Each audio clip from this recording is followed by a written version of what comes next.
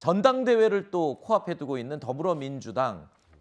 이 민주당이 당헌을 놓고 또 한 번 폭풍에 휩싸일 것 같습니다. 당헌 80조 이야기인데요. 민주당은 당헌 80조 3항을 수정하면서 이재명 의원을 위한 방탄용 개정이라는 비판을 받았었죠. 그리고 당의 가치를 드러낸다고 할 수 있는 소득 주도 성장이란 단어를 강령에서 삭제를 했습니다. 그러면서 문재인 정부 지우기 논란도 일고 있습니다. 그런데 이번에는 당헌에 새로운 내용을 하나 더 추가해서 또다시 이재명 의원만을 위한 이재명 의원 사당화 논란에 휩싸이게 된 겁니다. 자, 민주당 당헌에 어떤 내용이 또 신설됐다는 거예요? 앞서 말한 두 가지 내용, 지금까지 논란이 됐던 내용 말고 뭐가 또 새로 추가됐다는 거예요? 일단 민주당의 당의 최고 대의기관은 전국 대의원회입니다.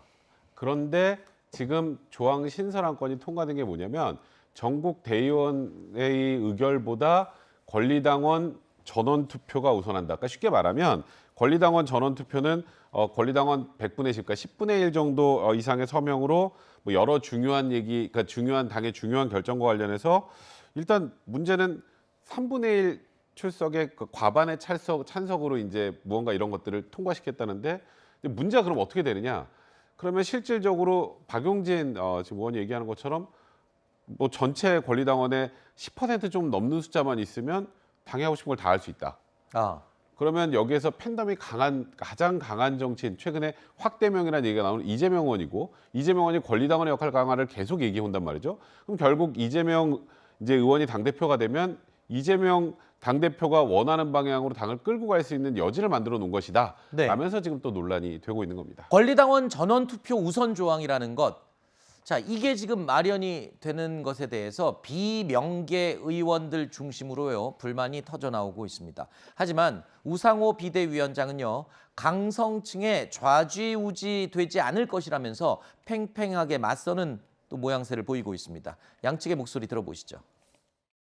저는 민주당이 아닌 개딸 정당 될까 봐 무서워요. 뭐 수시로 중요 사안에 대해서 표결을 하거나 전당원 투표를 결정하게 되면 토론도 없이 찬반 투표로 모든 것이 결정나게 되는 이런 상황이 된다. 논의의 과정도 상당히 너무 급하게 진행된 민주당 안에서 민주주의 실종을 제가 비판하게 될 거라고 생각을 못했는데 적극적인 의사표현층 이렇게 저는 주로 얘기를 하는데 5만에서 7만 정도의 당원 숫자로 모든 걸 결정하기는 좀 어렵죠.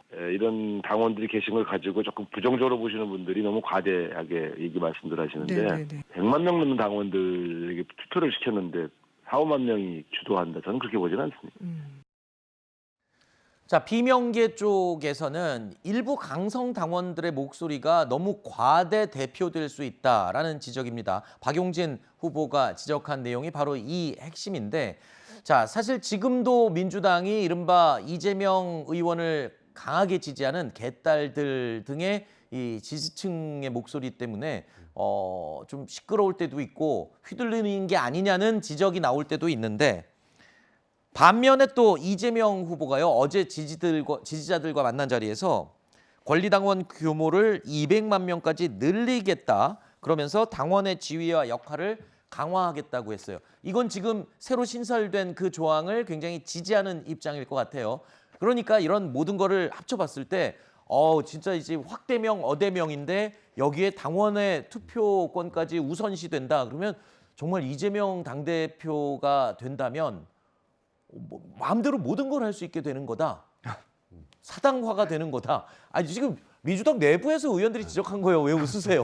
아주 너무 좀 황당한 얘기여가지고요. 네. 왜냐하면 박용진 의원은 저렇게 말하면 안 된다고 생각하는데요. 네. 왜냐하면 그럼 헌법 1조도 바꾸자는 얘기 나오겠는데요. 조만간에. 그렇지 않습니까? 국민이 주인이라면 그러면 정당은 당원이 주인이잖아요. 그러면 국민이 주인이기 때문에 헌법을 개정할 때도 최고의 국민투표에 붙여서 그리고 개정을 한단 말이에요. 네. 그러니까 우리 사회 최고의 규율을 정할 때도 국민투표를 통해서 정한단 말이에요.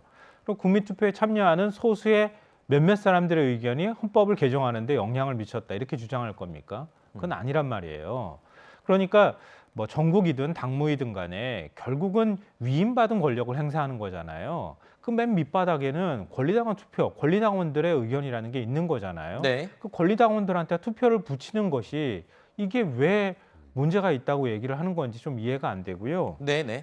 어, 짧게 좀 부탁드릴게요. 네, 지금 만약에 예를 뒤에 들어서 또 당원이 하겠어. 100만이라고 하는데 네. 지금 적극 지지층이라고 한 이재명 후보의 적극 지지층이 얼마나 되겠습니까? 그 지지층이 그걸 다 좌지우지할 수 있다고요? 그러면 저는 그런 상상이 왜 가능한지 잘 이해가 안 네네. 돼요. 그러니까 조금 전에 이제 헌법 얘기를 하셨으니까 제가 이제 민주당의 다른 그러니까 비명계 의원들이 이제 고민을 하는 포인트는 뭐냐면 예를 들어서 전 당원의 뭐 과반 이상이 참여를 해서 의결을 해서 할 수 있는 구조가 아니라 현재 당원 투표는 그러니까 전체 당원의 3분의 1 이상만 되면 된단 말이에요. 그러니까 이제 과소대표의 그러니까 실질적으로 이재명 의원이 이번에 지금 전당대회 하면서 굉장히 많은 득표를 올리고 있는데 일단 투표 참여율이 저조하다는 게 결국 그런 부분하고 좀 연계가 되는 거거든요. 그러다 보니까 과소대표 우려가 있는 건 사실이기 때문에 네. 이에 대한 문제 제기를 하고 있는 거라고 봐요. 알겠습니다. 아니, 알겠습니다. 지방선거 네네. 투표율도 30%대 나올 때가 알겠습니다. 많잖아요. 네네, 알겠습니다. 뭐 좌지우지 되겠냐? 안 된다라는 말씀이신 거고. 근데 또 우려가 있다는 민주당 겁니다. 내부에서는 또 최근까지 팬덤 정치와 강성 지지층들의 목소리에 대한 우려가 있었던 건 분명히 사실이니까요. 그 부분을 지금 지적한다는 걸로 좀 이해를 해주시기 바랍니다.